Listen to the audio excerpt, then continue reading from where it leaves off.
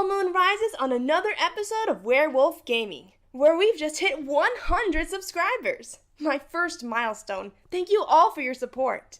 And to celebrate, this episode is going to be my very first comment suggested episode. Back when I made my Castlevania episode, I got a suggestion from Moe Alnas to look into the Lords of Shadow series. And taking their advice, I've discovered there's info aplenty here to do a whole episode on. So thank you, Moe. This one's for you. Also, there will be mini plot spoilers, so you've been warned. The Castlevania Lords of Shadow series contains 3 games in its timeline. Lords of Shadow, duh, Mirror of Fate, and Lords of Shadow 2. It bears much similarity to the old Castlevania, but the story and characters you knew have been reimagined and given new spins and twists. For example, the origin of all supernatural creatures is explained, and a Belmont ends up being Dracula himself. And returning at least in name are many other characters given completely new stories and personalities, like good old Cornell, who, if you remember from my first Castlevania review, is the protagonist of Legacy of Darkness, and a werewolf. In fact, he's the first werewolf.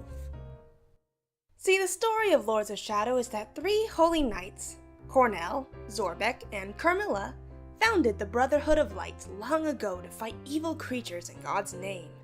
In an attempt to achieve enlightenment, they went to 3 holy places, where the good half of their spirits ascended to heaven, but unknown to them was that their dark, sinful halves stayed on Earth, birthing the Lords of Shadow.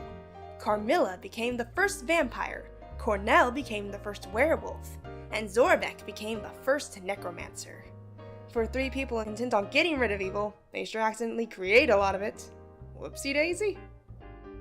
More than any other Castlevania game, Lords of Shadow has some heavy biblical imagery, which is saying a lot since the whole of the Castlevania series is heavily drenched in Gothic imagery, and Gothic style itself is based around Catholic architecture. I mean, you literally fight the devil. Literally. He's the final boss. I think the only way to make it more biblically inspired is if you whack Satan over the head with the Bible. Now that would be some Bible thumping. But what does this have to do with werewolves? Well, it turns out there are a couple places in the Bible where such things are alluded to.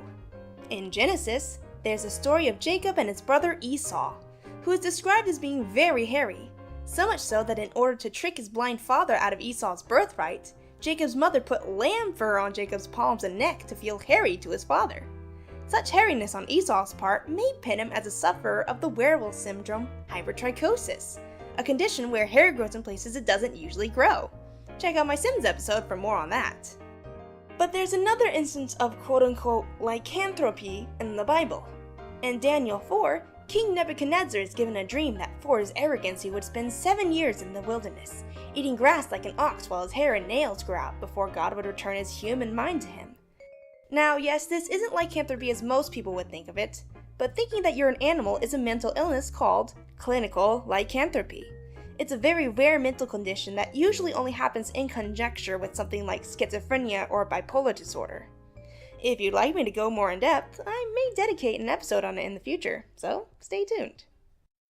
Castlevania Lords of Shadow is an interesting reboot in a sea of video games getting rebooted as of late, but it gives us enough familiarity as well as new plot threads to feel fresh and separate from the original story. Not sure that can be said about the gameplay though, Lords of Shadow. But next on Werewolf Gaming, don't go into the haunted woods alone, because I'll see you when the next moon rises. What is a man? A miserable little pile of secrets. But enough talk. How about you?